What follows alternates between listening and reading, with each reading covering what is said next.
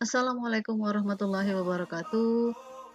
Di pertemuan SPK kali ini saya akan coba membahas tentang metode SPK kita yang kesekian, yaitu PROMT atau Preference Ranking Organization Method for Enrichment Evaluation. Jadi PROMT ini akan menitikberatkan kepada perbandingan yang nanti akan kita lakukan terhadap salah satu alternatif dengan alternatif lainnya. Baik, sebelum kita menuju ke tahapan untuk penyelesaian kasus PROMT itu sendiri, kita akan coba bahas beberapa latar belakang dan juga pengertian yang terkait dengan PROMT, sehingga nanti teman-teman jadi lebih jelas bagaimana cara kita menyelesaikan masalah PROMT itu sendiri ya. Baik, kita coba.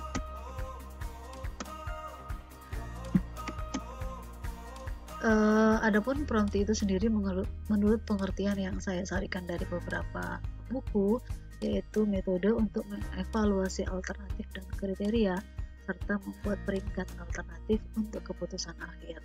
Dalam hal ini, metode yang digunakan adalah outranking atau proses yang digunakan adalah outranking. Nah, dia mampu menangani kriteria kualitatif dan kuantitatif secara bersamaan, memperhitungkan alternatif berdasarkan karakteristik yang berbeda, serta mampu menghitung indeks untuk setiap alternatif yang memenuhi syarat, di mana syarat-syarat tersebut akan dijadikan sebagai prioritas dan preferensi setiap kriteria terhadap nilai-nilai tertentu. Beberapa kriteria dasar dari fungsi preferensi adalah yang pertama yaitu kriteria biasa atau usual criterion, di mana tipe usual ini yaitu tipe yang tidak memiliki nilai threshold atau kecenderungan, dan tipe ini jarang digunakan. Kenapa? Karena pada tipe ini dianggap tidak ada perbedaan antara alternatif A dan alternatif B, sehingga hasilnya adalah 0. Yang kedua, kriterianya adalah kriteria kuasi atau quasi criterion atau U-shape. Tipe kuasi ini sering digunakan dalam penilaian suatu data yang akan dinilai dari segi kualitas atau mutu, di mana tipe ini menggunakan satu threshold atau kecenderungan yang sudah ditentukan, yaitu indifference. Indifference sendiri biasanya dilambangkan dengan karakter M atau I dan nilainya harus di atas 0. Apabila selisih hasil evaluasi untuk masing-masing alternatif melebihi nilai M atau P, maka terjadi bentuk preferensi mutlak. Jika pembuat memutuskan menggunakan kriteria ini, maka decision maker tersebut harus menentukan nilai M atau P, di mana nilai ini dapat menjelaskan pengaruh yang signifikan dari suatu kriteria. Yang ketiga yaitu kriteria dengan preferensi linear atau criterion with linear preference atau V-shape. Tipe linear ini digunakan dalam penilaian dari segi kuantitatif atau banyaknya jumlah, di mana tipe ini juga menggunakan satu threshold atau kecenderungan yang sudah ditentukan. Dalam kasus ini, threshold itu yaitu preference. Preference ini biasanya dilambangkan dengan karakter N atau P dan nilai preference harus di atas 0. Kriteria ini menjelaskan bahwa selama nilai selisih memiliki nilai yang lebih rendah dari N atau P, maka nilai preferensi dari pembuat keputusan meningkat secara linear dengan nilai X. Jika nilai X lebih besar dibandingkan dengan nilai N atau P, maka terjadi preferensi mutlak. Yang berikutnya ada tipe kriteria preferensi linear dan area yang tidak berbeda atau linear quasi criterion with linear preference and inference area. Tipe linear quasi ini juga mirip dengan tipe linear yang acap kali digunakan dalam penilaian dari segi kuantitatif atau banyaknya jumlah data. Tipe ini juga menggunakan threshold preference dengan nilai N atau P, tetapi ditambahkan satu thresholdnya, yaitu indifference yang bernilai M atau P. Nilai indifference serta preference harus di atas 0, dan nilai indifference harus di bawah nilai preference. Karena pengambilan keputusan akan mempertimbangkan peningkatan preferensi secara linear dan tidak berbeda hingga preferensi mutlak dalam area antara dua kecenderungan M dan N atau P dan B. Yang berikutnya ada kriteria level atau level criterion. Tipe ini mirip dengan tipe kuasi yang sering digunakan dalam penilaian suatu data dari segi kualitas atau mutu.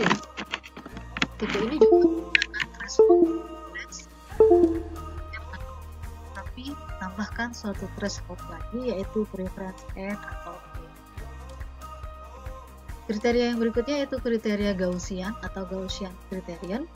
Tipe Gaussian sering digunakan untuk mencari nilai aman atau titik aman pada data yang bersifat kontinu atau berjalan terus.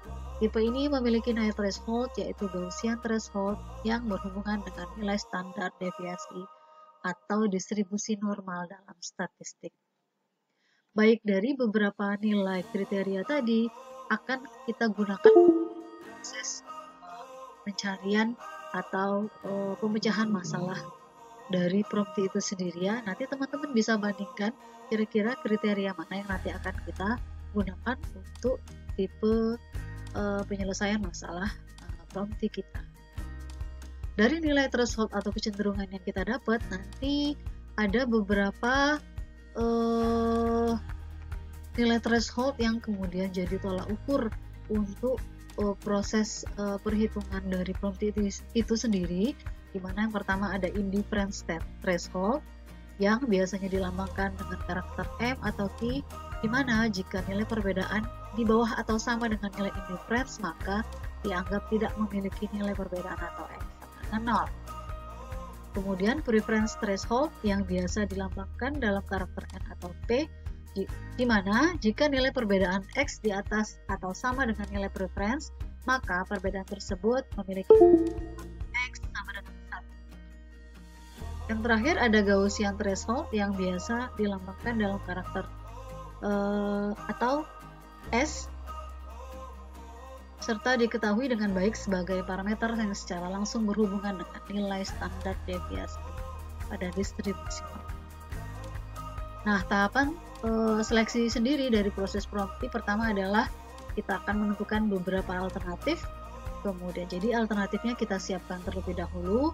Kemudian kita menentukan beberapa kriteria.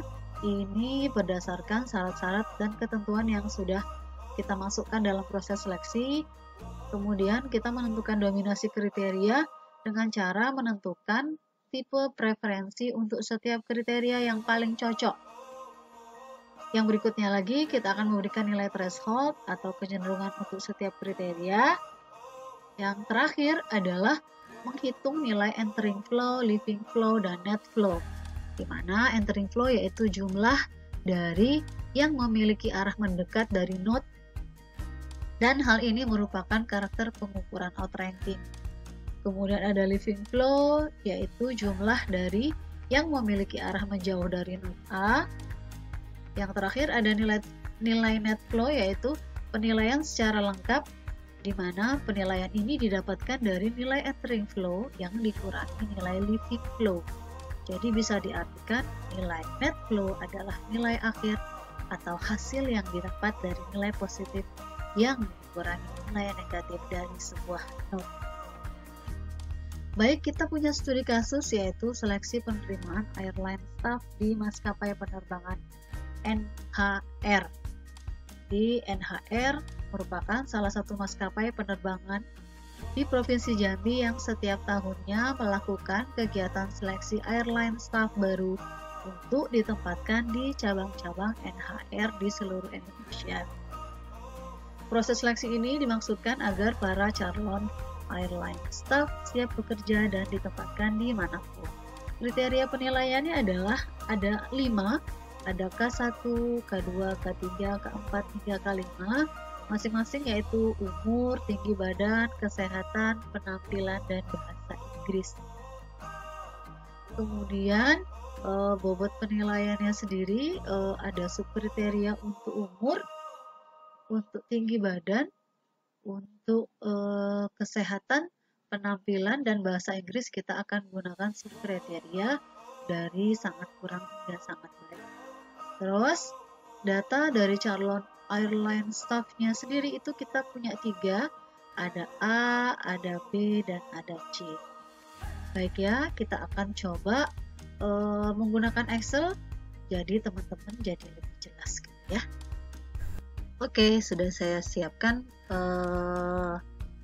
Excel-nya untuk tepat kita menghitung nilai-nilai yang akan kita sematkan di tiap alternatif dan kriteria dari studi kasus pemecahan masalah penerimaan IOC line staff di maskapai penerbangan NHR kita dengan menggunakan metode PROMD. Tadi sudah disebutkan bahwa kita punya 5 kriteria dari K1 hingga K5, dari mulai umur, tinggi badan, kesehatan, penampilan, dan juga kemampuan bahasa Inggris. Dari setiap kriteria ini punya sub-sub kriteria lagi, misalnya seperti umur, itu jika umurnya adalah rentang dari 20 sampai 21 tahun maka akan diberi bobot 5, 22 sampai 23 tahun bobot 4, dan seterusnya hingga di atas 27 tahun itu diberi bobot 1. Kemudian untuk kriteria tinggi badan juga demikian, yang mendapatkan bobot paling tinggi atau 5 yaitu adalah di atas 165 cm, dan bobot paling rendah atau 1 itu adalah di bawah 160 cm. Kemudian untuk kriteria kesehatan, penampilan, dan juga subkriteria bahasa Inggris itu kita akan punya nilai subkriteria dari mulai sangat kurang, sedang, cukup, baik hingga sangat baik yang kita beri bobot dari 1 hingga 5. Baik ya, berikutnya ini ada data dari calon airline staff-nya. Jadi dari 5 kriteria tadi kita punya 3 alternatif, yaitu calon A, calon B, dan calon C. Jadi proses pemberian bobot nilai itu hampir sama dengan proses pemberian nilai-nilai seperti di metode kita sebelumnya, apakah itu profil matching atau juga SMART. Jadi berdasarkan nilai yang dipunyai oleh si alternatif gitu ya. Jadi misalnya kalau di sini si A, calon A itu punya nilai 5, berarti dia mempunyai kriteria umur di rentang 20 hingga 21 tahun. Kalau misalnya calon yang kedua itu punya nilai 1 untuk K5, berarti nilainya itu sangat kurang untuk kesehatan. Untuk apa tadi? Untuk kriteria penampilan ya, dan seterusnya. Jadi sama juga, jadi kita akan memberi nilai untuk semua alternatif. Selanjutnya dari alternatif tersebut kita akan bandingkan satu sama lain, dimulai dari membandingkan alternatif A dengan B, kemudian alternatif A dengan C, alternatif B dengan A, B dengan C, C dengan A, dan C dengan B. Sehingga kalau kita punya banyak alternatif, kita harus membandingkan semuanya satu persatu. Gitu ya. Ini karena kita punya 3, berarti kita punya 3 asosiasi atau kombinasi dari perbandingan ketiga calon airline staff tersebut. Baik, cara membandingkannya adalah ya kita akan mengurangkan begitu ya. Jadi dikurang nilai A dikurang dengan nilai B. Jadi kalau di sini ada 5 dan 3, maka kita akan dapatkan nilai 2 di sini. Berarti di sini 2. Oke, kemudian oh ya, supaya lebih gampang kita pakai rumus aja ya, biar teman-teman nggak bingung. Ini nilai A, karena dia membandingkan A dan B, berarti A dikurang B. Kalau nanti ada miss-nya, saya mohon maaf ya, teman-teman bisa sambil koreksi. Ini juga sama, saya coba satu persatu dulu.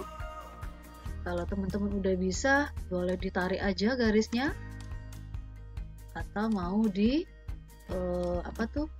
di sum secara overall juga bisa. Ini kriteria ketiga. Oke, ini kriteria keempat.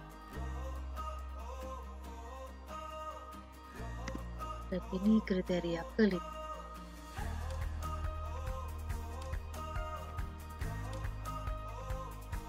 Oke, dapat kita sudah nilai perbandingannya dari 2, min 3, 1, min 1, dan 1. Baik, selanjutnya nilai PX itu kita dapatkan dari mana? Lihat, jika 0 itu akan kita berikan untuk nilai yang preferensinya lemah, di mana nilai A itu lebih besar dibandingkan dengan nilai B. Sedangkan nilai 1 akan kita berikan jika dia menunjukkan preferensi yang kuat untuk alternatif A yang dia lebih besar daripada B berdasarkan semua kriteria. Jadi dalam hal ini kalau 2 berarti itu yang A lebih besar daripada B kan, maka kita akan beri nilai 1. Kalau teman-teman punya rumus tersendiri yang bisa dibangkitkan untuk memberikan nilai 0 atau 1 ini boleh silakan ya. Kalau min 3 itu di bawah 0 kan ya. Jadi kita beri nilai 0. Kalau 1 ya. Dan min 1 itu 0 serta 1 itu 1. Itu untuk A dan B, nilai perbandingan antara A dan B. Bagaimana dengan B dan A? Kita coba lagi. Kalau kalau A dan C berarti kita bandingkan nilai A dengan C. A dengan C. A dikurang C. Boleh ditarik, Bu? Coba ya. Ya. Oke, 1 berapa? 1 ya. Min 3, 0. Kemudian 2, 1. Kemudian min 1, 0, dan min 3 itu 0. Oke, hal yang sama kita lakukan juga untuk yang lain. Ini untuk B dan A, berarti nilai B dikurang A. Sama dengan B dikurang A. Boleh kita tarik lagi. Ya. Oke, ini berarti 0. 3 itu 1, ini 0, ini 1, dan ini juga 0. Berikutnya B dan C. B dan C, berarti nilai B dikurang C. Oke, kita tarik lagi. Ya, min 1, mungkin masih ada yang bingung, kenapa Bu min 1? Kok itu jadi 0? Ya, ini menunjukkan bahwa preferensi yang lemah untuk alternatif A yang lebih besar daripada B berdasarkan semua kriteria. Atau gampangnya kalau teman-teman lihat nilai ini di bawah 0, maka kita akan beri preferensinya ke nilai 0. Kalau 0 bagaimana, Bu? Kalau 0 ya 0. Ya kan, kalau 0 adalah 0. Kemudian kalau 1 itu di atas 0 kan ya, berarti kita kasih nilai 1 atau positif. Kalau 0 tadi, kalau min berarti 0. Gitu ya. Ya, yang ini C dikurang A. Oke, kita tarik lagi.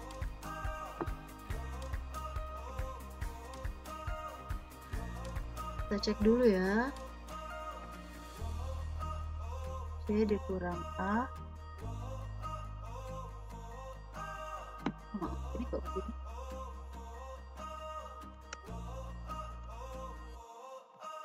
Sama dengan C dikurang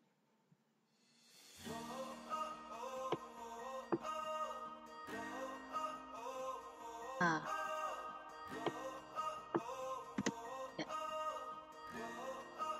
Oke, kita tarik. Min 1 berapa? 0. 3 itu 1. Min 2, 0. 1, 1, 3, 1. Oke. Yang terakhir adalah membandingkan C dan B. Bandingkan C dan B. C kurang B. Oke. Terus kita kerja lagi. Ya, di sini 1, 0, 0, 0, dan 1. Ya, dapat kita semua sudah nilai preferensi untuk tiap kriteria dan tiap perbandingan dari alternatif. Maka selanjutnya kita mencari indeks preferensi multi kriteria. Ya, indeks preferensi multi kriteria sendiri kita akan menggunakan rumus 1/5. 5 itu kita dapatkan dari jumlah kriteria, terus dikali dengan jumlah nilai preferensi dari perbandingan A dan B tadi. Berarti kita akan menggunakan yang ini. Ya, oke, kita coba. Sama dengan 1/5 dikali sum. Bisa nggak ya pakai ini ya? Oh ya, lupa saya pakai sum.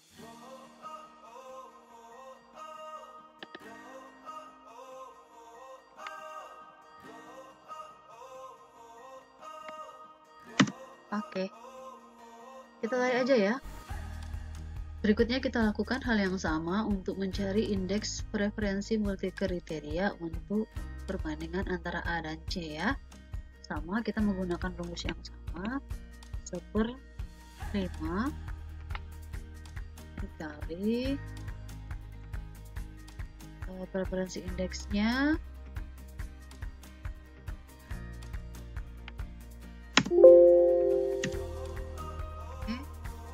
juga sama.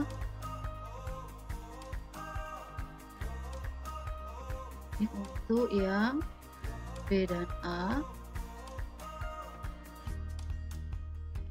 1/5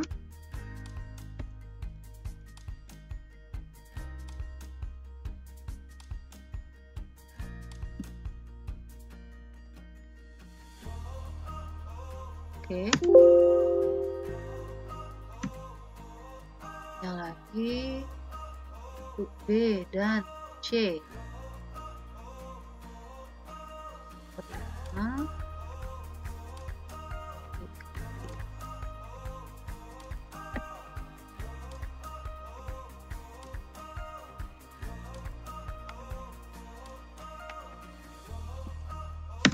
oke. Ini sama juga 1/5 dikali preferensi indeks dari apa tuh tadi, C dan A ya.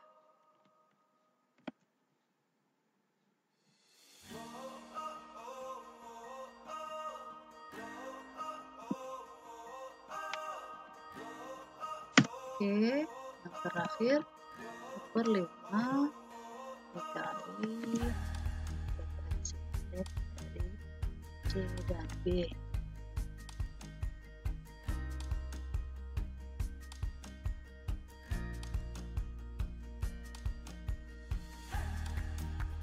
Oke, dapat kita sudah nilainya 0,6, 0,4, 0,4, 0,2, 0,4. Maka kemudian akan kita masukkan ke dalam tabel perbandingan ini. Jadi perbandingan A dan B kita masukkan ke sini ya. A dan B ya kan. Jadi kita bacanya baris dan kolom. Baris dan kolom ini berarti berasal dari sini. Oke. Kemudian A dan C. Ini dia. Kemudian ini adalah B dan A. B dan A. Selanjutnya B dan C. Ini dia. Selanjutnya lagi C dan A. C dan A. Kita baca baris dan kolom ya. Ini sama dengan CA dan CB. Ya. Kalau teman-teman lihat di sini perbandingan A dan A tidak ada kan ya? Karena di sini tidak ada indeks preferensi multi kriterianya. Baik ya, jadi untuk perbandingan indeks preferensi multi kriteria A dan A, atau B dan B, serta C dengan C, itu kita kosongkan ya. Ini kok hilang? Oh, ini. Jadi A kosong, ini B, dan B juga kosong, ini B, demikian. Jadi kosong. Seperti itu ya. Oke. Berikutnya yang harus kita lakukan adalah kita mencari nilai leaving flow, entering flow, dan juga net flow.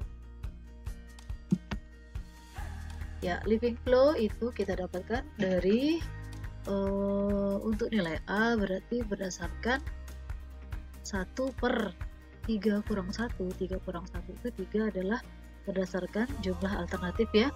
Kalau tadi di preferensi itu kita pakai 1/5, itu berdasarkan jumlah kriteria, sedangkan untuk di leaving flow, entering flow itu kita akan gunakan jumlah alternatif ya. 1/3 dikurang 1 dikali dengan 0,6 ditambah 0,4. Dari mana 0,6 dan 0,4? Itu kalau bisa kita lihat di sini berarti dia mengambil nilai baris dari A tadi untuk yang leaving flow. Jadi kita mengambil nilai baris dari alternatif kan A itu dengan 1/3 dikurang 1 dikali ini 0,6 ditambah 0,4. Sama ya.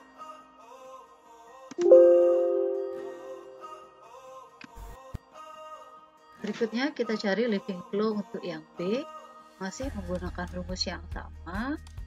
1/3 dikurang 1 dikali 0,4 ditambah 0,2 ya. Oke. Yang C 1/3 kurang 1 dikali dikali 0,6 ditambah ya, itu untuk nilai leaving flow. Sudah dapat leaving flow nya 0,5, 0,3 dan 0,5. Berikutnya entering flow. Entering flow kita gunakan rumus yang sama, hanya kalau leaving flow tadi menghitung baris, maka entering flow kita menghitung berdasarkan kolomnya. Yang kolomnya berarti A 0,4 tambah 0,6, 0,4, dan C berarti ini 0,2 ditambah. Baik, kita coba tambahkan 1/3 dikurang 1 dikali 0,4 ditambah 0,6 ya. Kemudian 1/3 dikurang 1 dikali 0,6 tambah 4. Terakhir entering flow untuk nilai C 1/3 dikurang 1 dikali 0,4 ditambah 0,4. Kita nilai entering flow nya yang terakhir adalah net flow. Net flow kita dapatkan dari nilai setiap alternatif tadi A, B, dan C dari nilai leaving flow nya kita kurang dengan nilai net flow nya ya. Baik, tinggal kita kurangin aja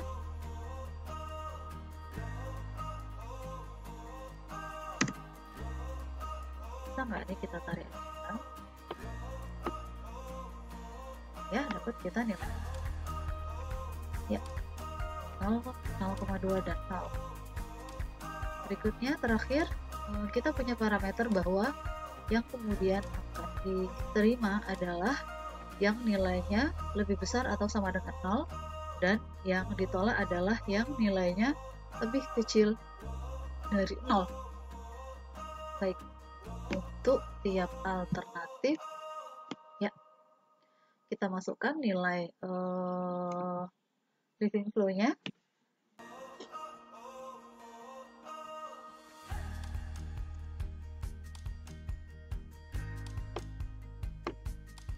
Kemudian nilai entering flow-nya.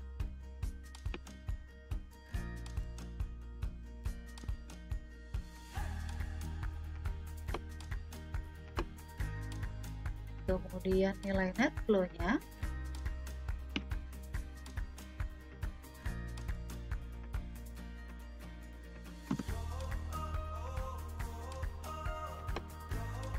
Dari ini bisa kita lihatkan bahwa yang kemudian nilai paling tinggi adalah karena